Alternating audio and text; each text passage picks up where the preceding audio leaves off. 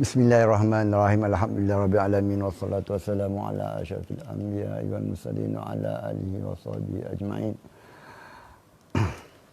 Allahumma ja'al jam'ana hadza jam'an marhuma wa tafarraqana min ba'di tafarruqan ma'suma. Allahumma la sahla illa ma ja'altahu sahla wa anta ja'alahu huzna sahla idza syi'ta bihi sahla. Allahumma nawwir qulubana kama nawwarat as-samawati wal ardh. Allahumma ja'al fi qulubina nura, fi sam'ina nura, fi basarina nura, fi lisanina nura. Allahumma arzuqna ilman nafi'an, Allahumma arzuqna fahman nabi wal mursalin. Sallallahu ala sayyidina Muhammadin wa ala alihi wa sahbihi wa barik wa sallam. Alhamdulillahirabbil alamin. Assalamualaikum warahmatullahi taala wabarakatuh. Alhamdulillah, segala puji bagi Allah dengan limpah kurnianya, fadlahnya, rahmahnya, inayahnya dapat bertemu lagi kita pada hari ini untuk membicarakan kitab Matan Tahawiyah. Dan alhamdulillah hari ini dah sampai pada saya satu risalah terjemahan terjemahan Al-Aqidah At-Tahawiyah karya Imam Tahawi dan telah diterjemahkan oleh Al-Fadil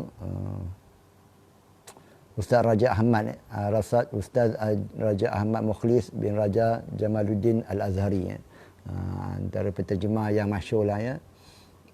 Jadi mudah-mudahan dengan bacaan Matan Tahawiyah ini Allah Ta'ala limpahkan kurnia kepada kita ilmu yang bermanfaat dan memurnikan dan menerangkan akan pegangan akidah kita. Dan mungkin ini kira saya mulakan semula Matan Tahawiyah ini saya baca daripada awal, menggunakan konsep aras mubtadi ataupun aras untuk peringkat permulaan. Apabila saya menggunakan konsep aras permulaan, bererti saya tidak mendetailkan terlalu dalam, memadai saya sentuhkan perkara-perkara secara umum ataupun huraian secara ringkas-ringkas saja. Mudah-mudahan dengan metod tersebut, dengan cara tersebut, kita dapat mengkhatamkan kitab ini hanya dalam beberapa siri saja. Jadi terlebih dahulu marilah kita ramai-ramai membacakan surah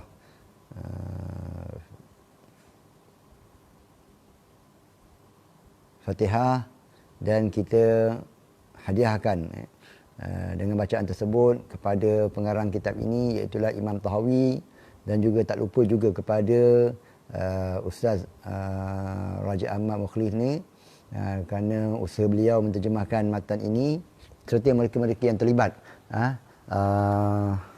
menghasilkan terjemahan ini. Jadi syai'ulillahilahumul Fatihah. A'udzubillahi minasyaitonirrajim. Bismillahirrahmanirrahim. Alhamdulillahirabbil alamin arrahmanirrahim maliki yaumiddin. Iyyaka na'budu wa iyyaka nasta'in ihdinas siratal mustaqim siratal ladzina an'amta 'alaihim ghairil maghdubi 'alaihim waladdallin. Amin.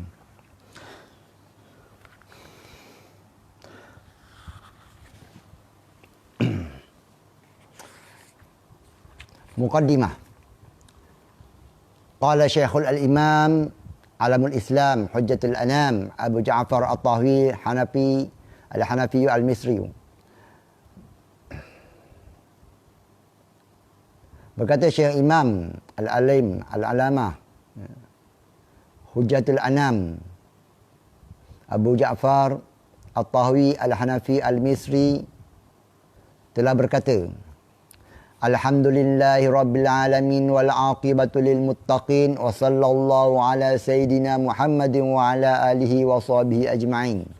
Maksudnya, segala puji bagi Allah Tuhan semesta alam, sedang kesudahan adalah bagi orang-orang bertakwa, dan selawat Allah ke atas penghulu kami Muhammad sallallahu alaihi wasallam dan ke atas ahli keluarga baginda sallallahu alaihi wasallam dan para sahabat baginda sallallahu alaihi wasallam seluruhnya. Jadi dimulakan Matan Tahawiyah ini dengan ucapan puji-pujian terhadap Allah Subhanahu wa taala, pencipta bagi sekalian alam, dan juga aqibatul lil muttaqin, artinya perakhiran yang elok bagi mereka-mereka yang takutkan Allah taala, yang bertakwa kepada Allah Ta'ala, serta selawat rahmat di atas junjungan kita Nabi Muhammad serta para sahabat, para kerabatnya dan juga sahabat-sahabatnya sekaliannya.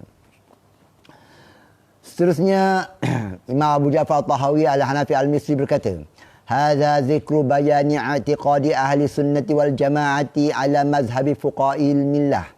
Abi Hanifata bin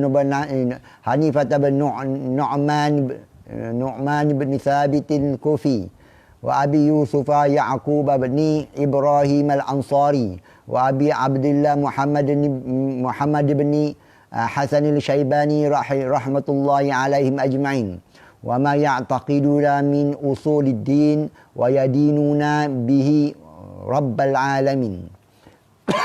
Maksudnya ini karya ini penulisan ini suatu penjelasan tentang akidah ahli sunnah wal jamaah berdasarkan mazhab para ahli fiqhul millah, iaitu Al-Imam Abu Hanifah An-Nu'man bin Thabit Al-Kufi, juga Abu Yusuf Ya'qub bin Ibrahim Al-Ansari, dan juga Abu Abdullah Muhammad bin Hasan Al-Shaybaini. Artinya risalah ini merupakan mazhab ataupun aliran yang dipegang oleh aliran Hanafiyah yang dipelopori oleh Imam Abu Hanifah serta dua lagi ashab, merupakan juga anak murid serta sahabatnya, iaitulah Abi Yusuf bin Ya'qub serta Abi Abdullah. Ini ciri-ciri ciri-ciri keistimewaan mazhab aliran Hanafi. Juga saya dah nyatakan sebelum ini mengenai aliran Hanafiyah membawa serentak bahagian fiqh dan juga bahagian akidah. Yang mana bahagian akidah dinamakan sebagai fiqhul akbar, sehingga kan Imam Abu Hanifah mengarangkan kitab akidah beliau yang dinamakan sebagai fiqhul akbar, dan beliau mempernamakan akidah itu sebagai fiqh yang paling utama, yang paling besar sekali. Oleh kerana itulah kita dapati mereka-mereka yang bermazhab fiqhnya mazhab Hanafi, dalam masa yang sama mereka akan menyertakan akidah beliau, pahaman beliau mengenai usuluddin menggunakan metod Hanafiyah ataupun dinamakan sebagai metod Maturidiyah.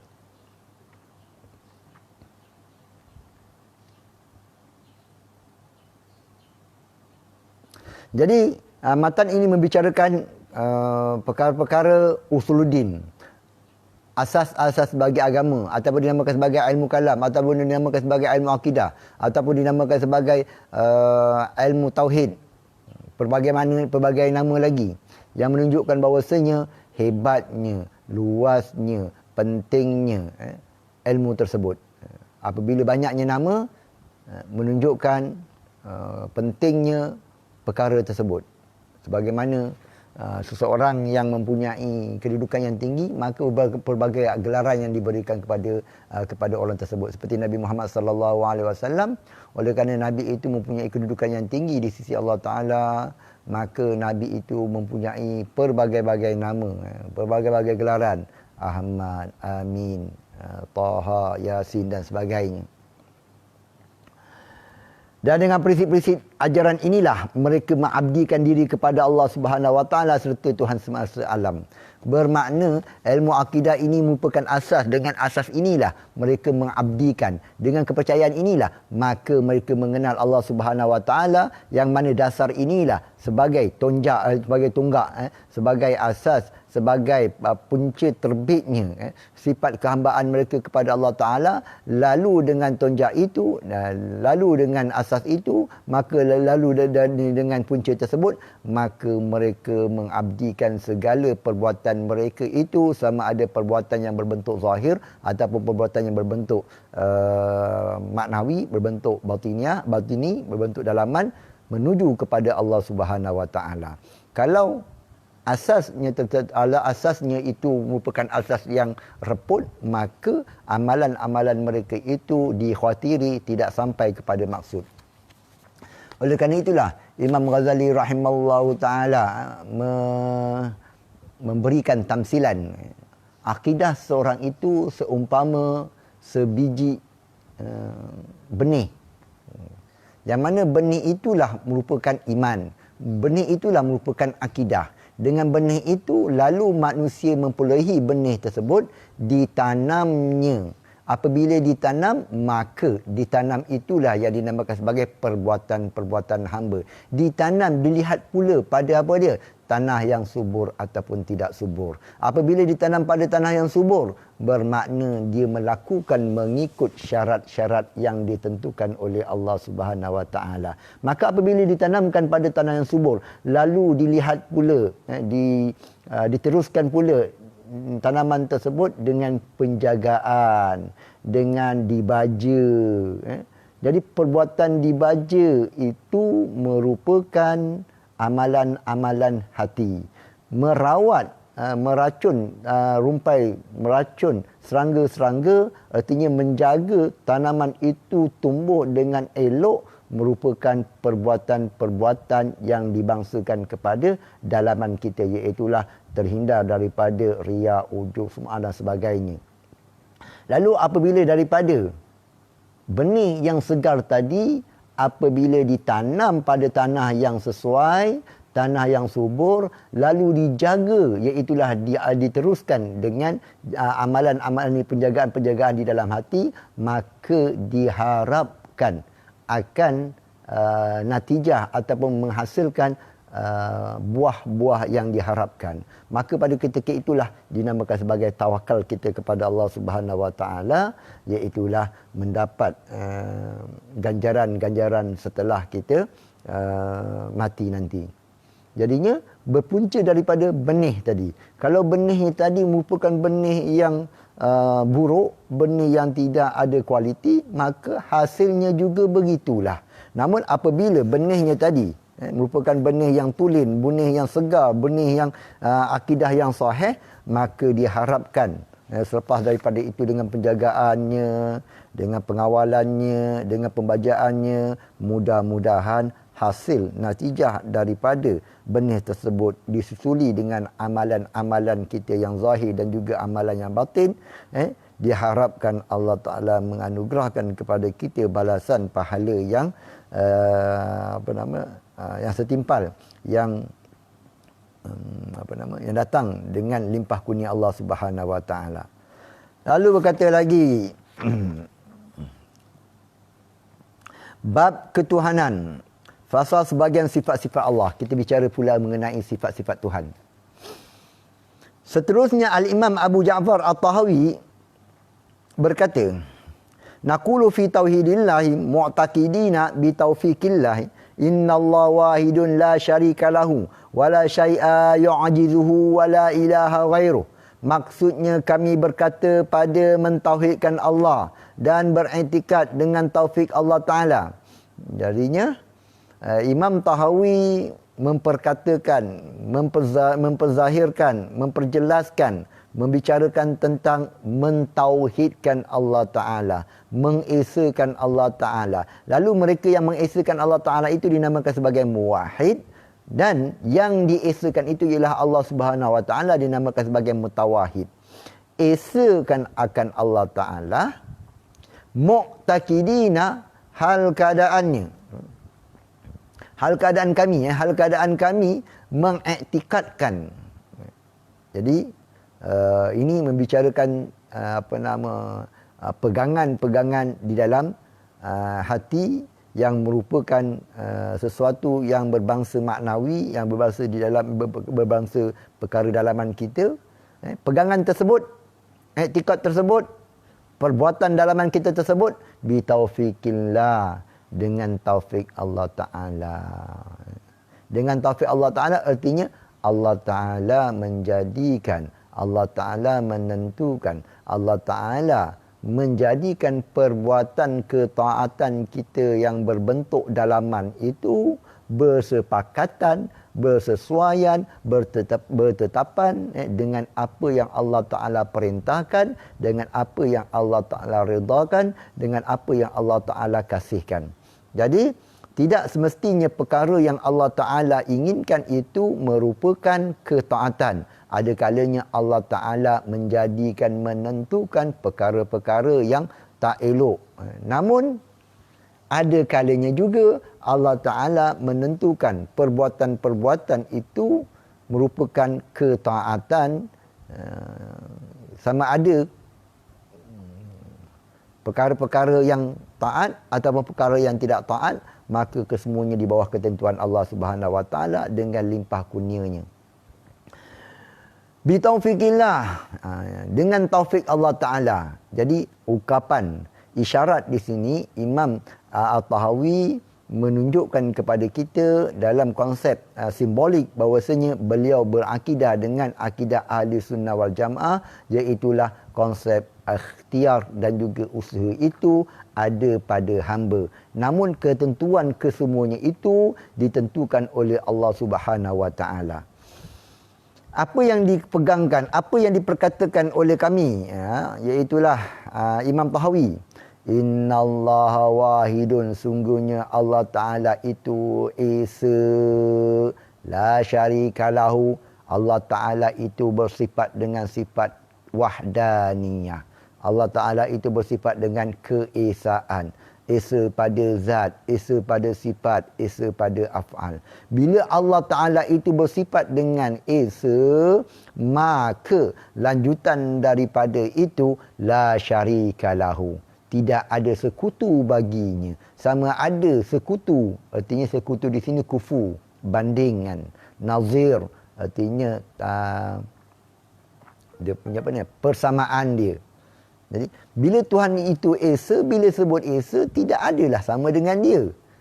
Jadi, lawazim daripada itu, la syarika lahu. Tidak ada yang sama dengan Tuhan pada zat. Tak sama pada itu yang tak sama dengan Tuhan pada sifat. Tak sama dengan Tuhan pada segala perbuatan. Bererti dalam ungkapan ini, pada ayat ini, pada teks ini menunjukkan kepada dua sifat salbiah bagi Allah Subhanahu Wa Taala. Yang pertamanya dinamakan sebagai sifat wahdaniyah dan yang keduanya dinamakan sebagai sifat mukhalafatuhu ta'ala lil hawadis. Jadi Tuhan itu esa, tunggal pada zat, tunggal pada sifat, tunggal pada segala perbuatan, dan tidak ada yang menyekutui Tuhan, tidak ada sama dengan Tuhan, Tuhan tak sama dengan makhluk, makhluk tak sama dengan Tuhan. Bahkan bukan perkara-perkara semata-mata perkara yang wujudi, semuanya itu termasuk perkara-perkara yang tidak menyerupai Tuhan. Sama ada perkara itu perkara yang bangsa wujudi ataupun yang bangsa amrun iktibari. Bangsa wujudi macam mana? Seperti zat makhluk tak sama dengan zat Tuhan. Sifat ma'ani makhluk tak sama dengan sifat ma'ani Tuhan. Salbiah makhluk tak sama dengan salbiah Tuhan. Apakah salbiah makhluk? Contoh salbiah makhluk. Apabila kita katakan kita ini satu, apabila kita katakan kita ini ternapinya buta, kita ini ternapinya pekak, Tuhan juga ternapi pekak, namun tak sama langsung salbiah bagi kita dengan salbiah bagi Tuhan. Itu mengenai dengan salbiah. Begitu juga mengenai apa dia? Ta'alluq sifat pelihat kita. Kita ada sifat pelihat, lalu kita melihat.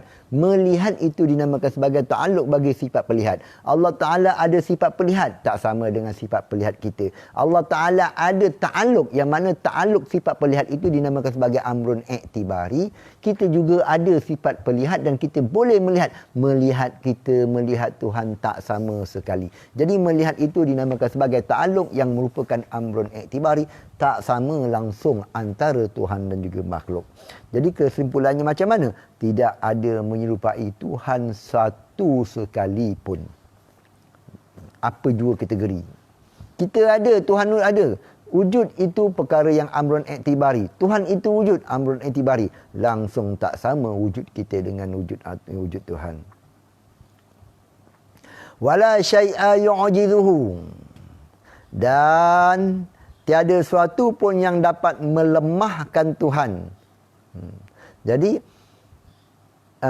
ini merujuk kepada apa dia?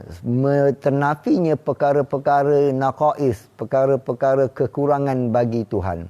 Tuhan tidak berhajat kepada sesuatu pun, Tuhan tidak berhajat kepada sesuatu pun dalam apa jua, dalam segala segenap perkara. Tuhan tidak memerlukan makhluk untuk diri dia itu sebagai Tuhan. Tuhan tidak memerlu kepada manusia memuji dia agar dia itu dinamakan sebagai terpuji. Tuhan tidak perlu kepada hamba untuk menyembah dia agar dia dinamakan sebagai yang disembah. Tidak ada sesuatu pun yang melemahkan Tuhan. Bahkan yang segala sesuatu itu berhajat kepada Tuhan.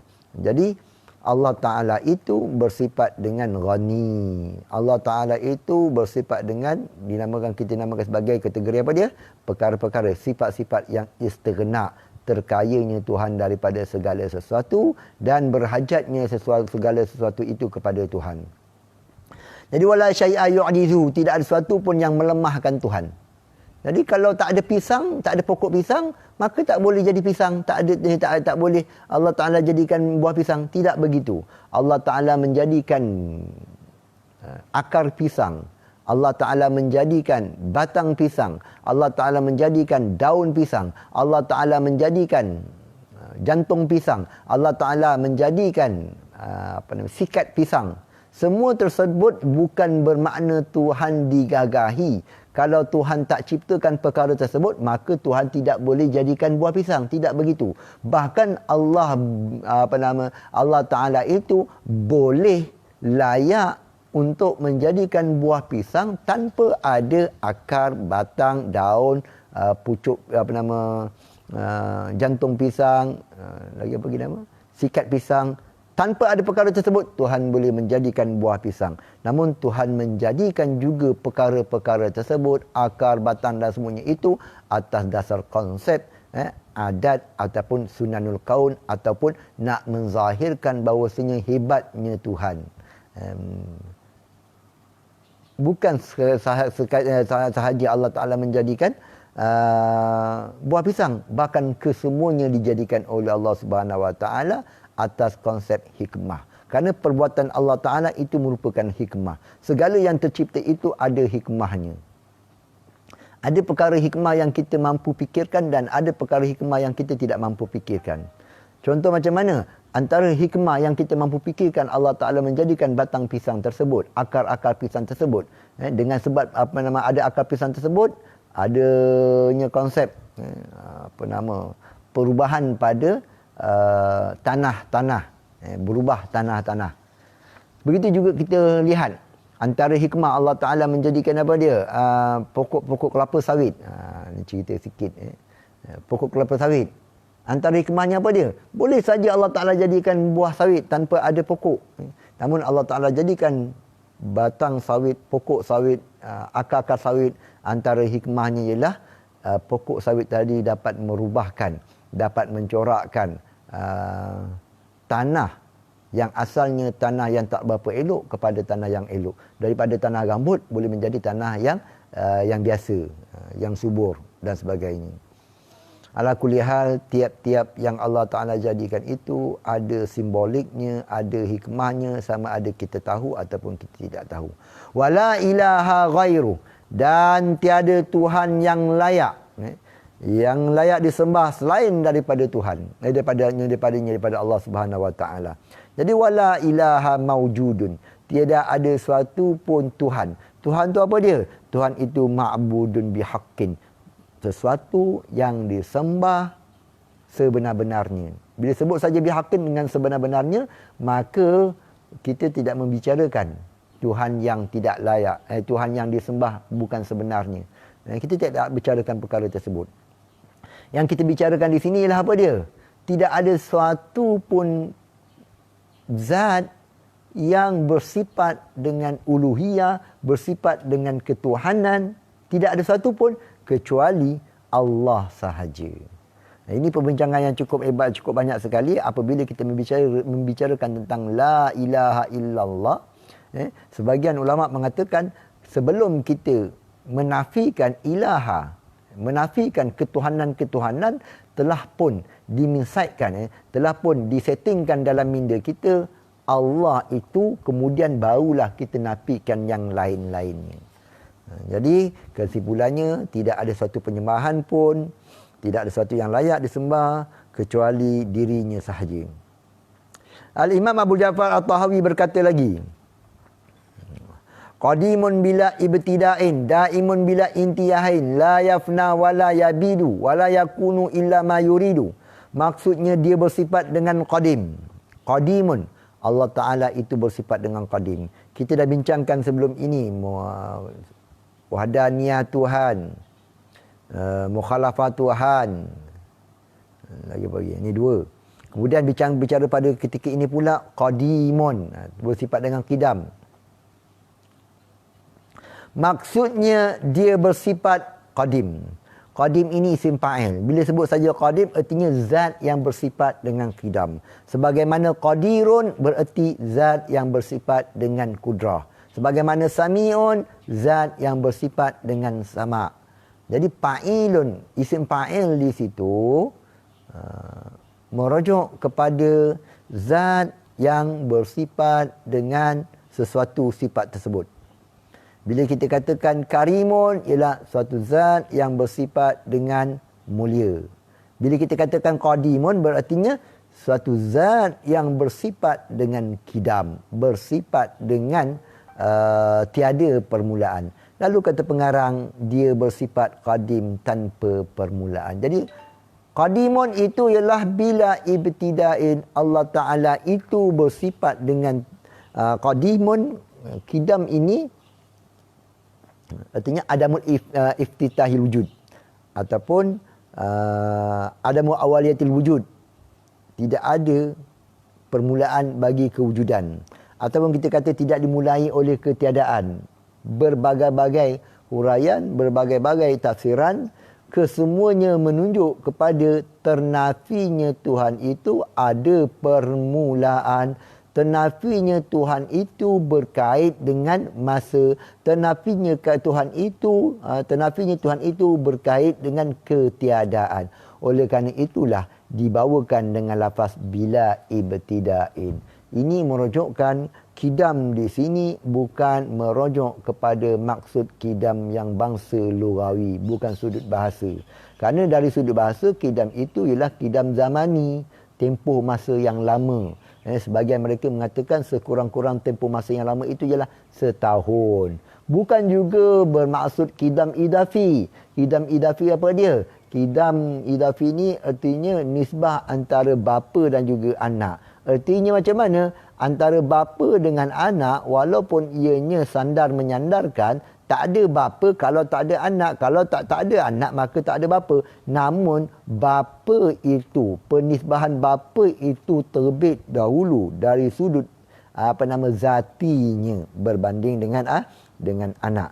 Jadi, ternafinya bukanlah perbincangan kita di sini kidam bermaksud bahasa, iaitulah kidam zamani, ataupun kidam bermaksud idafi.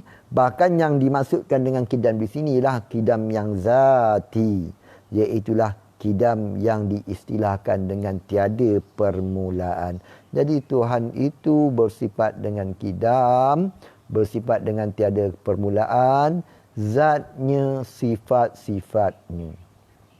Segala sifat-sifatnya juga bersifat dengan kidam, sebagaimana zat Tuhan itu bersifat dengan kidam. Sebagaimana zat Tuhan itu tidak ada permulaan, tidak berkait dengan permulaan, tidak dimulai oleh ketiadaan, begitulah segala sifat-sifat zat Tuhan juga tidak terkait dengan ketiadaan, tidak terkait dengan adanya permulaan, tidak terkait dimulai oleh ketiadaan. Daimun, apabila Tuhan itu bersifat dengan kidam, lalu daimun, dia yang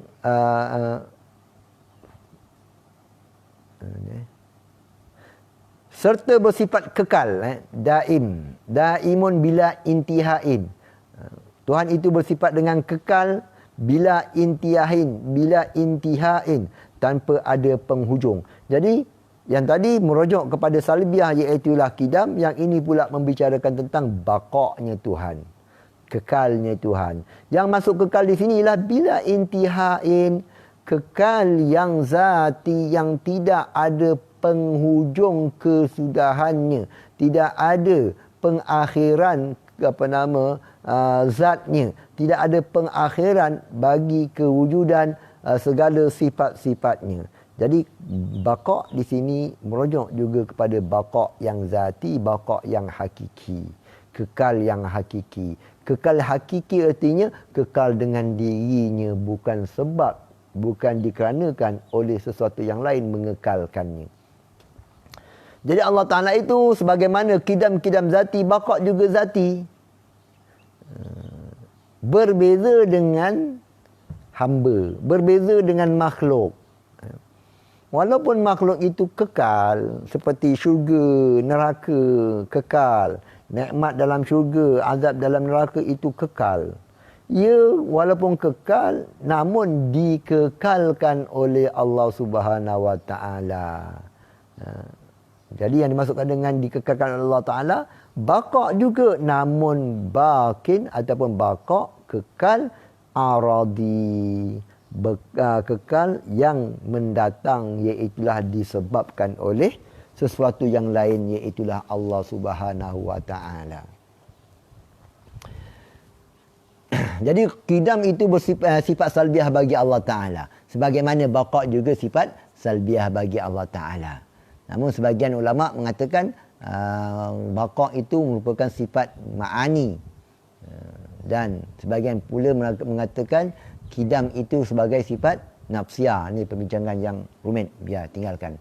Yang pentingnya di sini ialah Tuhan itu kekal, Tuhan itu sedia kala, itulah kidam, dan juga Tuhan itu baqa', kekal, ataupun dinamakan sebagai daim. La yafna wa la yabidu. Dia yang tidak binasa, wala yabidu, dan tidak lenyap. Ini untuk mentaukidkan akan perbincangan sebelum ini. Lalu Tuhan itu tidak binasa. Apabila Tuhan itu kidam, yang dimasukkan dengan kidam itu ialah tidak ada permulaan kewujudannya secara automatik. Tiap-tiap yang kidam itu pastilah ia baqa'.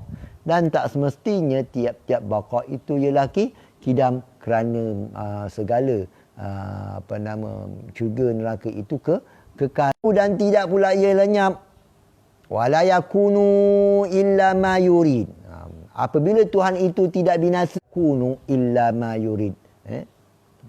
Dan tiada sesuatu pun yang berlaku melainkan apa yang dikehendaki oleh Allah Ta'ala. Bererti tiap-tiap sesuatu, tiap-tiap perkara yang mungkin itu, tiap-tiap perkara yang mawujud, sama ada tiap-tiap perkara yang sayujad, tiap-tiap perkara yang bersifat dengan imkan, tiap-tiap perkara yang bersifat imkan itu berlaku wuku'.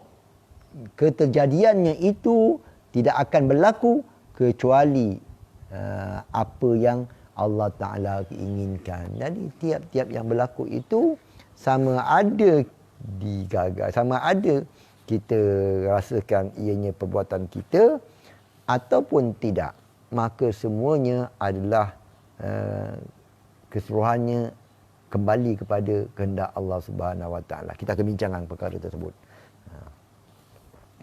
Lalu kata pengarang lagi, fasal, kesempurnaan Allah Subhanahu Wa Ta'ala tanpa batasan. Al-Imam Abu Ja'far At-Tahawi berkata seterusnya, la tablughuhul awhamu wa la tudrikuhul afhamu wa la yushbihul anamu. Maksudnya wahmun, khayalan-khayalan, tidak dapat menjangkaunya. Artinya apa yang akal khayal bagi manusia itu tidak ataupun bukanlah medan bagi hakikat ketuhanan. Kefahaman-kefahaman tidak dapat mencapainya. Begitu juga kefahaman-kefahaman manusia, pemikiran-pemikiran manusia tidak mampu, tidak akan sekali mencapai akan hakikat ketuhanan. Bererti tidak mampu meliputi keseluruhan secara hakiki, ataupun tidak mampu manusia ini memahamkan akan hakikat ketuhanan, sama ada zat Tuhan ataupun sifat Tuhan ataupun perbuatan-perbuatan Tuhan. Manusia tidak dapat nak fahamkan dengan maksud kefahaman yang sebenar. Adapun kefahaman sekadar manusia, kefahaman sekadar akal manusia, itu ya memang betul wajib kita fahamkan dan wajib kita kongsikan dalam diri kita, wajib kita tetapkan dalam diri kita kefahaman tersebut. Namun kefahaman tersebut bukanlah kefahaman yang hakiki. Bila sebut saja faham hakiki ni, tuan-tuan, contoh, kefahaman yang hakiki ialah kefahaman yang tafsili. Pengetahuan yang sehalus-halusnya. Kefahaman maklumat-maklumat yang terperinci. Bermaksud tidak ada sesuatu pun yang tercicir daripada maklumat, daripada kefahaman, daripada pengetahuan. Itulah yang dimaksudkan dengan pengetahuan yang tafsili, kefahaman yang hakiki, kefahaman yang menyeluruh. Seperti kita lihat buku ini. Jadinya kefahaman yang ijmal, kefahaman sekadar manusia, sekadar tuan-tuan kalau lihat, kalau tuan-tuan tak ada kitab lagi, tahu dah, faham apa dia? Warna biru, biru gelap. Faham? Nipis. Tak sampai satu kaki. Kefahaman yang berbentuk sekadar yang dapat ditangkap oleh panca indera, tuan-tuan saja. Adapun bila masuk lebih dalam lagi, tuan-tuan tak tahu berapa muka surat. Tuan-tuan tak dapat nak bajetkan berapa berat timbangan dia. Tuan-tuan tak tahu berapa muka surat, tak tahu berapa inci.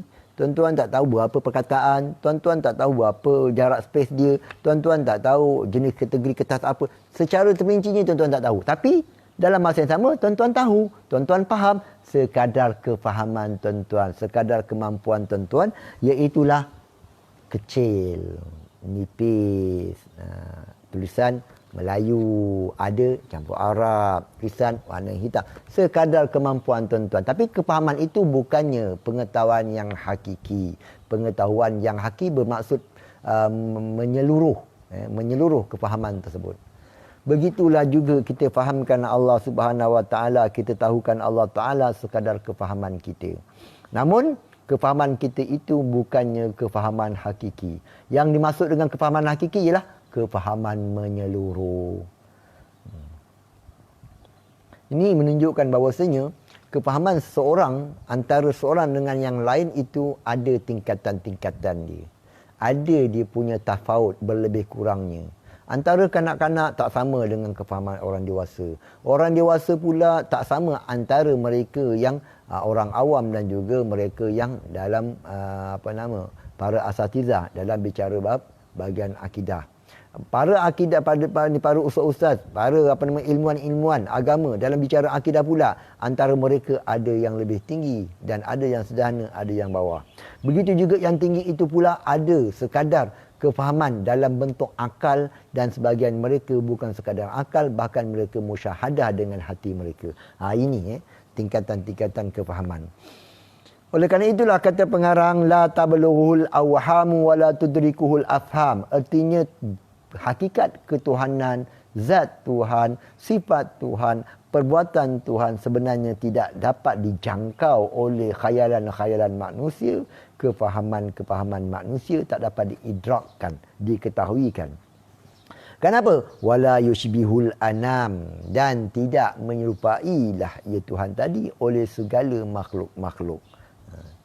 Sebab apa tidak boleh dijangkau? Kerana Tuhan itu tak sama dengan makhluk. Sedangkan makhluk, sedangkan kita ini nak tahu sesuatu itu berkaitan dengan akal. Akal manusia pula terikat dengan petugas-petugasnya. Apakah petugas-petugas bagi akal? Iaitulah panca indera kita. Oleh kerana itu orang buta tak tahu apa itu warna merah. Dia sekadar tahu percakapan bunyi merah, M-E-R-A-H. Dia tahu merah itu adalah kategori warna. Sedangkan hakikat warna itu pun tidak diketahui oleh seorang yang buta. Merah itu tidak diketahui oleh seorang yang buta. Ini menunjukkan panca indera mata itu sebagai alat, sebagai wasilah, sebagai petugas-petugas bagi akal untuk mencerap maklumat-maklumat tertentu. Jadi kalau panca indera mata, panca indera penglihatan sebagai alat petugas untuk memaklumkan kepada akal apa itu warna merah, apa itu warna bagian-bagian. Begitu juga panca indera pendengaran. Orang yang pekak tak tahu apa itu suara. Begitu juga panca indera sentuhan. Orang yang kebas tak tahu. Kalau sejak lagi pada awal lagi dia dah lumpuh, maka dia tidak tahu apa itu rasa panas, apa itu rasa sejuk, tak tahu apa itu licin dan sebagainya. Mereka yang tidak ada panca indera apa dia? Tidak ada panca indera rasa lidah, tak tahu masin tu apa, manis tu apa. Jadi kesimpulannya apa dia? Panca indera kita ini merupakan wasilah sebagai petugas-petugas menyampaikan maklumat kepada akal apa itu masin, apa itu bau busuk, apa itu, apa yang berkaitan dengan maklumat yang dapat digapai oleh panca indera. Oleh kerana itu pula, apabila kita faham begitu, Tuhan itu tidak sama dengan segala makhluk. Kita tidak pernah melihat akan Tuhan. Apabila kita tidak pernah melihat kepada Tuhan, maka yang kita lihat hanyalah makhluk. Sedangkan makhluk itu tak sama dengan Tuhan, maka tak dapatlah, tak mampulah kita mengetahui akan Tuhan secara bandingan, secara apa dia? Secara penyamaan. Kenapa? Tuhan tak sama langsung dengan makhluk. Namun begitu,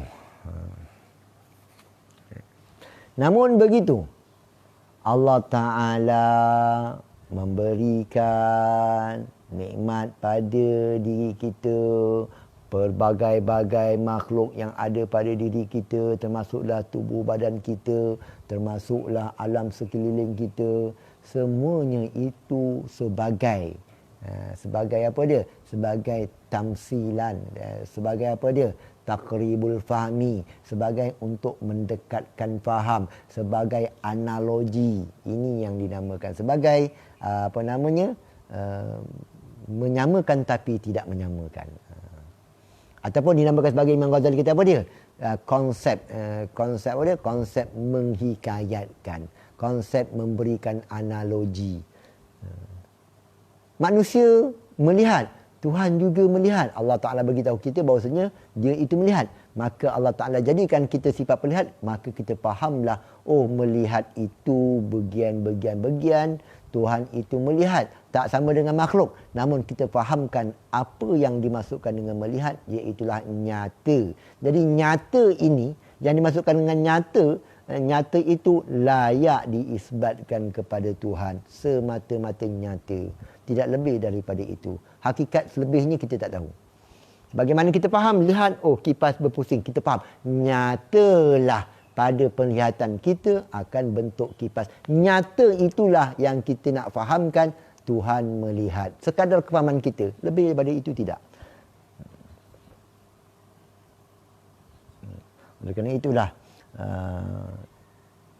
Imam Ghazali rahimahullah ta'ala, begitu juga Syekhul Akbar Ibn Arabi menggunakan konsep al-jam'u baina tashbih wa tanzih, menghimpunkan antara tashbih, antara menyamakan, menganalogikan, wa tanzih, dalam masa yang sama mentanzihkan Allah Subhanahu wa taala. Bukan maksudnya Allah Taala itu mislun, bukan. Dia perbandingan. Kita fahamkan di sini, mislun artinya sama. Kalau masal itu perbandingan. Perumpamaan. Jadi walillahil masalul a'la. Walillahil masalul a'la. Bagi Allah Ta'ala itu ada perumpamaan ataupun analogi yang maha tinggi. Jadinya Allah Ta'ala melarang kita menyamakan dalam masa yang sama, tidak ditegah kita, tidak dilarang kita membuat analogi, membuat perumpamaan. Oleh kerana itulah kita baca apa dia? Laisa kamitsli syai'un wa huwas samiul basir. Tuhan tak sama dengan sesuatu pun. Namun selepas daripada ayat itu, Allah Ta'ala isbatkan Tuhan itu maha mendengar, Tuhan itu maha melihat. Ini cerita yang metodologi yang dibawakan oleh Imam Ghazali dan juga Syekhul Akbar Ibn Arabi, yang cukup menarik situ. Ala kulli halnya kita tetapkan di sini bahawasanya Tuhan tidak menyamai suatu sekalipun. Hayyun la yamutu, qayyumun la yanamu, khaliqun bila hajatin, razikun bila mu'natin, mumitun bila makhafatin, ba'isun bila masyaqqatin. Maksudnya, dialah Allah.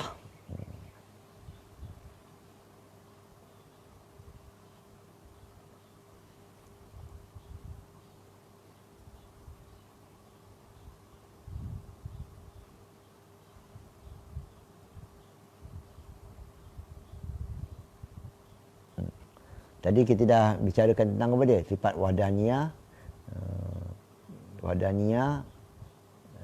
mukhalafatu ta'ala lil hawadis. Kemudian sifat apa lagi? Sifat apa dia? Qidam, baqa. 4 sifat salbiah. Hayyun la yamutu, maksudnya dialah Allah yang maha hidup dan tidak akan mati. Ini dimasuk bicarakan pula sifat ma'ani. Jadi Allah Ta'ala itu hidup, yang mana hidup Tuhan itu la yamutu, tidak mati. Ini merujuk kepada hidup Tuhan tak sama dengan hidup makhluk. Hidup Tuhan itu, Tuhan hidup bersifat dengan sifat hidup. Hayah, sifat hidup. Yang mana sifat hidup Tuhan itu tidak roh, bukanlah dalam kategori roh. Bukanlah bermaksud Tuhan itu ada jasad, kemudian roh itu sebagai diri Tuhan. Tidak. Oleh kerana itulah pengarang bawakan lafaz la yamutu, tidak mati. Jadi kalau manusia itu hidup, yang mana ada dia punya taqabulat dia. Artinya hidup manusia itu ada dikaitkan dengan mati. Berbeza dengan hidup Allah Ta'ala itu tidak berkait dengan kematian. Jadi Tuhan itu bersifat dengan hidup. Jadinya, antara pendalilan bahawasanya Tuhan itu hidup, kalaulah Tuhan itu tidak hidup, nescaya tidak akan adanya kudrat, tidak akan adanya iradat, tidak akan adanya ilmu dan sebagainya. Kenapa? Kerana hidup ini merupakan suatu sifat yang kategorinya musahih. Artinya mengesahkan bagi sifat-sifat yang lain. Oleh kerana itulah seseorang itu berani memegang ular, kerana mereka tahu ular tersebut tidak hidup ataupun ular tersebut mati. Apabila ular itu mati, berarti tidak hidup, maka secara automatik orang yang memegang itu tahu apabila ular itu mati, maka dia tidak akan ada sifat kemampuan bergerak. Dia tidak ada dia tidak boleh ataupun tidak akan ada sifat kemampuan untuk mematuk.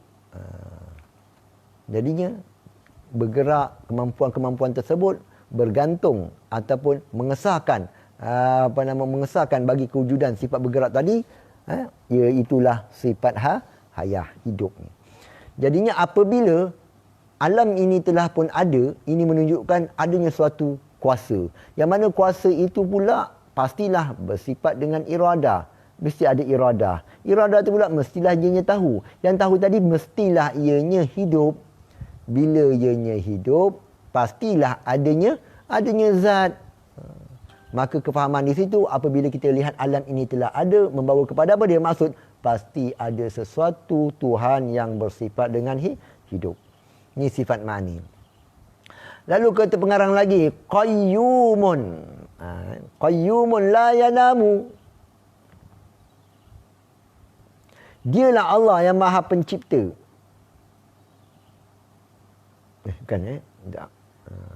Maha Pengendali dan Maha Pengurus. Jadi qayyum. Qayyumun la yanamu. Tuhan yang qayyum, yang tidak tidur. Jadinya, kalau boleh juga kita katakan, qayyum di sini sebagai isyarat kepada qiyamuhu ta'ala binafsihi. Kerana kalau kita bicarakan dalam sifat 20, qiyamuhu ta'ala binafsihi itu merujuk kepada dua makna. Di sebahagian ulama' mengatakan, qiyamuhu ta'ala binafsihi artinya Tuhan itu ialah zat, bukan sifat. Sebahagian mengatakan, qiyamuhu ta'ala binafsihi, qayyum di situ artinya, Tuhan itu bukannya dijadikan. Artinya dia tidak berhajat sesuatu yang lain untuk kemenjadian, kewujudannya. Jadi qayyumun di sini ialah maha pengendali, yang tetap, maha pengurus seluruh alam ini. Dan tidak pernah tidur, la yanamu, sedangkan Tuhan itu tidak pernah tidur. Khaliqun, dialah Allah pencipta yang menciptakan makhluk bila hajatin, tanpa berhajat ataupun memerlukan kepada makhluk tersebut. Jadi Allah Ta'ala lah yang menciptakan segala makhluk ini tanpa Tuhan itu berhajat kepada makhluk. Artinya Tuhan menciptakan alam ini dalam konsep iradahnya. Iradah hakikah Allah Ta'ala, iradah mutlaknya. Bukannya kerana gharat-gharat tertentu, bukannya terpaksa, bukannya tujuan-tujuan yang terwajib pada dirinya. Ini konsep dinamakan sebagai dalam kita Ahlussunnah wal Jamaah, Asy'ariyah Maturidiyah, Allah Taala menjadikan sesuatu itu bukan dengan konsep gharat. Gharat ni macam mana? Kalau tak jadikan suatu perkara, tidak akan membawa kepada perkara yang lain. Kalau Tuhan tidak menjadikan syariat Islam, tidak menjadikan solat, tidak menjadikan ibadat-ibadat, syariat-syariat tersebut, nescaya Tuhan tidak tahu nak letak manusia itu di dalam syurga ataupun di dalam neraka. Ataupun kalau Tuhan tidak menjadikan syariat ibadat, sembahan, nescaya tidak ada yang menyembah Tuhan. Tidak. Sama ada Tuhan menjadikan perkara tersebut bukan gharat untuk diri Tuhan ataupun gharat untuk diri makhluk, kesemuanya. Tuhan menciptakan itu bukan kerana gharat, bahkan semuanya atas limpah kurnia Allah Subhanahu Wa Taala. Semuanya menunjukkan kepada sifat jamal Allah Taala. Cacing kita lihat sekali imbas tu, cacing tu jijik. Ulat-ulat taib tu sekali lihat ialah jijik. Namun semuanya diciptakan oleh Allah Subhanahu Wa Taala, ada hikmahnya. Kerana perbuatan Allah Ta'ala itu sendiri adalah hikmah. Ini menunjukkan bahasanya latifnya Allah Ta'ala. Latifnya Allah Ta'ala, Allah Ta'ala melakukan tiap-tiap sesuatu itu dalam bentuk yang amat seni. Amat rumit untuk kita fahamkan dan mempunyai maksud-maksud yang tertentu. Menunjukkan bahawasanya kehebatan Allah Subhanahu Wa Ta'ala. Jadi razikun bila mu'natin. Dan Allah Ta'ala itulah maha pemberi rezeki tanpa sebarang kesusahan. Allah Ta'ala nak memberi rezeki itu tanpa ada kesusahan. Berertinya esa pada perbuatan Allah Ta'ala itu menafikan akan kamuttasil ataupun kamunfasil. Allah Ta'ala nak buat sesuatu itu tanpa ada kesusahan. Tidak berhajat kepada sesuatu yang lain untuk membantu Tuhan menjadikan perkara-perkara. Allah Ta'ala nak menciptakan perkara yang paling kecil, nampak mudah, tapi yang paling rumit juga tanpa kerumitan bagi Allah Subhanahu Wa Ta'ala. Bayangkan tuan, Allah Ta'ala mula menciptakan pada diri kita sifat ma'ani, yang nafsaniyah yang pada dalam diri kita ni, yang kita tak nampak. Tu benda yang nampak, perkara yang kita rasa sebagian orang boleh menafikan perkara tersebut. Itu juga diciptakan oleh Allah Ta'ala. Nampak macam tak ada apa-apa, bahkan itu perkara yang besar.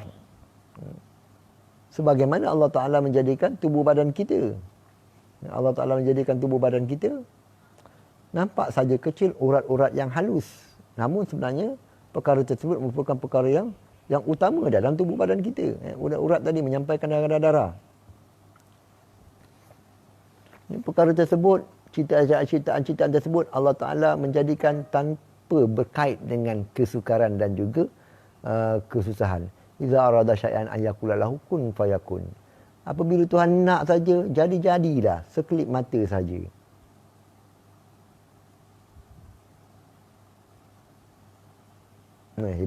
Hebatnya Allah SWT.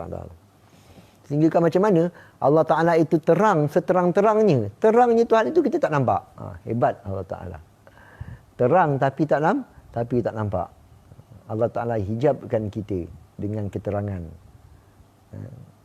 Hijab dalam cahaya. Tak sukar pun.